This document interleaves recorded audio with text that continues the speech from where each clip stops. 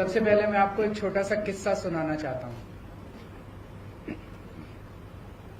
आज सुबह सुबह मैं दिल्ली से अहमदाबाद आया। अहमदाबाद एयरपोर्ट से जब बाहर निकल रहा था तो एक कर्मचारी ने मुझे रोका। कहता है सर सेल्फी खिंचवानी है आपके साथ। सो उन्होंने सेल्फी खिंचवाई। फिर मुझसे पूछा कैसे आना हुआ। मैंने कहा यशुदान जी आम आदमी पार्टी ज्वाइन कर रहे हैं। कहता है अच्छा। वो कहता है यशुदान तो गुजरात का केजरीवाल है। तो यशुदान जी गुजरात की जनता आपको बहुत प्यार करती है, आपको हीरो के रूप में देखती है। गुजरात के लोगों ने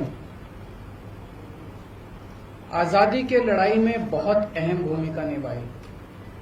देश के सबसे बड़े नेता गुजरात की धरती ने दिए, और केवल नेता नहीं दिए, आम लोगों ने भी आजादी की लड़ाई में बड़ी बड़ी शहादतें और कुर्बानियां दी। देश आजाद हुआ, पूरा देश रियासतों में बटा हुआ था। फिर सरदार पटेल ने बीड़ा उठाया कि देश को एक करना है। रात दिन 24 घंटे मेहनत करके उन्होंने पूरे देश को इकट्ठा किया। उसके बाद क्या हुआ?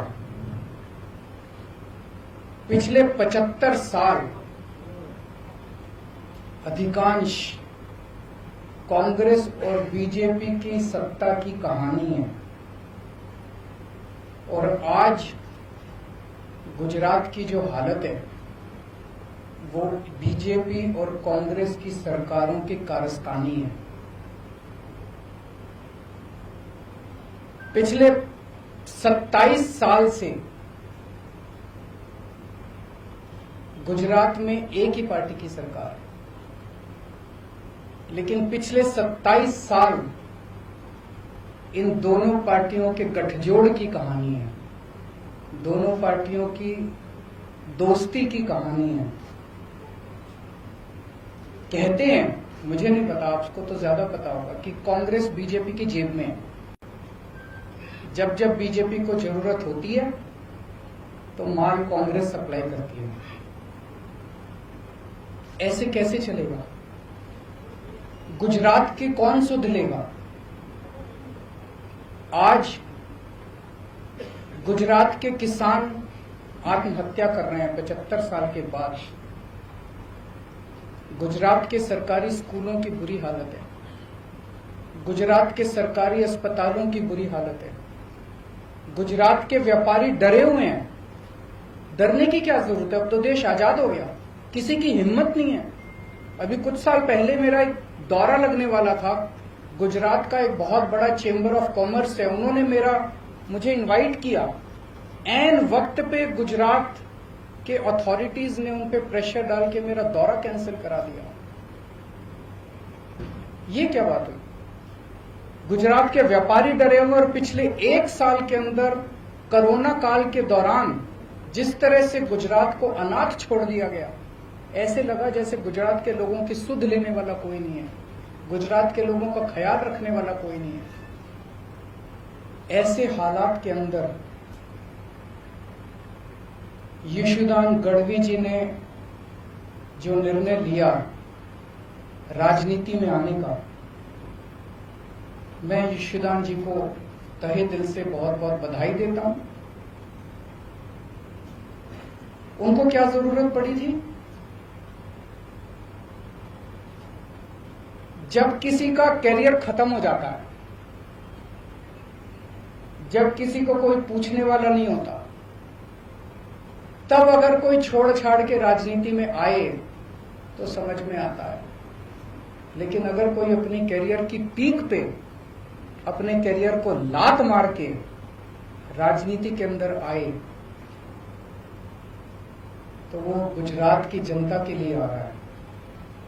पिछले कुछ सालों से यशुदान जी अपने टीवी चैनल के और अपने कार्यक्रम के जरिए एक एक आम गुजराती की आवाज बने हुए थे, उनकी आवाज उठाते थे।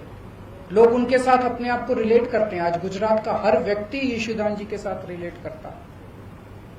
लोगों को लगता है कि वो हमारी आवाज उठा रहे हैं, लेकिन सिस्टम के बाहर रह के आवाज उठा के समस्याओं का समाधान करवाने की अपनी एक सीमा है। सिस्टम के बाहर रह के हम नुक्स निकाल सकते हैं, शोर कर सकते हैं, आंदोलन कर सकते हैं, टीवी के ऊपर आवाज उठा सकते हैं, डिबेट कर सकते हैं, न्यूज में दिखा सकते हैं। लेकिन अगर सामने वाली सारी पार्टियां मिली हुई हों और उनको सुनने की जरूरत ही नहीं, अगर सामने वाली पार्टियां कहे जो करना है कर लो, हमें तो कोई परवाह नहीं है, तुम जितनी आवाज उठानी है उठा लो, हमें तो कोई परवाह नहीं है, चुनाव का नतीजा तो पता ही है, हमें तो जीतना ही है, तो फिर क्या करेगा कोई आदमी? तो इन्होंने तय किया कि अब सिस्टम के अंदर जाके, कीचड़ के अंदर उतर के कीचड़ को साफ करना पड़ेगा। मैं समझता हूं कि ये इनका बहुत बड़ा त्याग है। ये छोटी बात नहीं है कि अपने कैरियर के पीक के ऊपर, कैरियर के टॉप के ऊपर जब कोई आदमी बैठा है और वो अपनी कैरियर को लात मार के अगर वो राजनीति में आया है, तो मैं समझता हूं कि उन्होंने बहुत बड़ा त्याग किया है। मैं इनको बहुत बहुत बधाई देना चाहता हूं, इनके त्याग को सलाम करता हूं। और मैं समझता हूं कि जो आम गुजराती आज विकल्पहीन हो गया था, उसे लगता था कि विकल्प ही नहीं बचा गुजरात की राजनीति के अंदर, ये दोनों तो एक ही हैं, इनको वोट देना है, इनको वोट देना है, कोई फर्क नहीं पड़ता है, एक ही हैं ये दोनों। आज उनको एक सार्थक विकल्प मिला है। गुजरात के अंदर बैठा हुआ भी हर आदमी देख रहा है कि अगर दिल्ली के अंदर बिजली मुफ्त हो सकती है, 24 घंटे बिजली हो सकती है, तो गुजरात के अंदर बिजली इतनी महंगी क्यों है? गुजरात के अंदर बैठा हुआ आदमी देख रहा है कि अगर दिल्ली के अस्पताल 5 साल के अंदर इतने अच्छे हो सकते हैं, दिल्ली के स्कूल 5 साल के अंदर इतने अच्छे हो सकते हैं, तो 70 साल के अंदर गुजरात के स्कूल और अस्पताल अच्छे क्यों नहीं हुए? अब होंगे, अब बदलेगा गुजरात। अब यशोदान भाई ने जो बीड़ा उठाया है, मैं भगवान से प्रार्थना करता हूं, आज हम सब लोग मंदिर में बैठे हुए हैं, पवित्र स्थान पे बैठे हुए हैं, मैं भगवान से प्रार्थना करता हूं कि जो सपना, गुजरात के लोगों का सपना पूरा करने का जो यशोदान भाई ने संकल्प उठाया है, वो यशोदान भाई, गोपाल इटालिया जी, मनोज भाई, इनकी पूरी टीम गुजरात के 6 करोड़ लोगों के साथ मिलके अब सब मिलके गुजरात को बदलेंगे। बहुत बहुत शुक्रिया।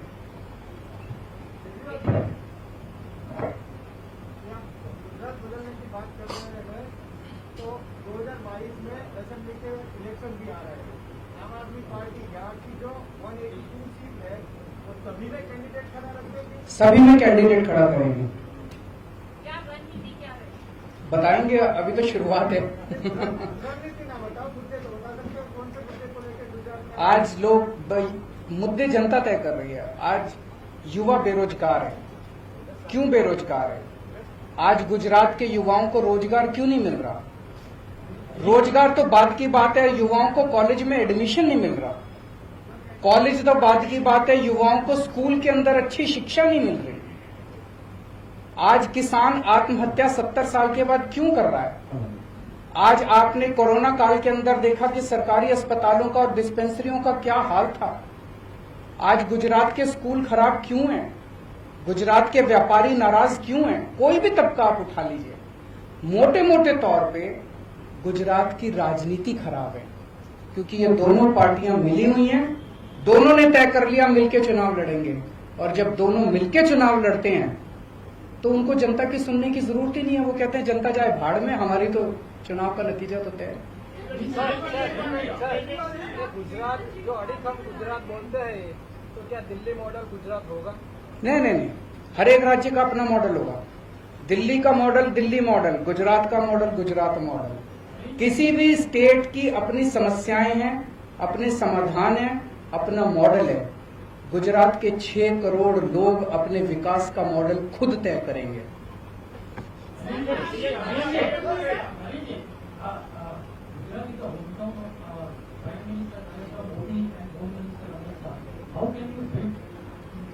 How can you?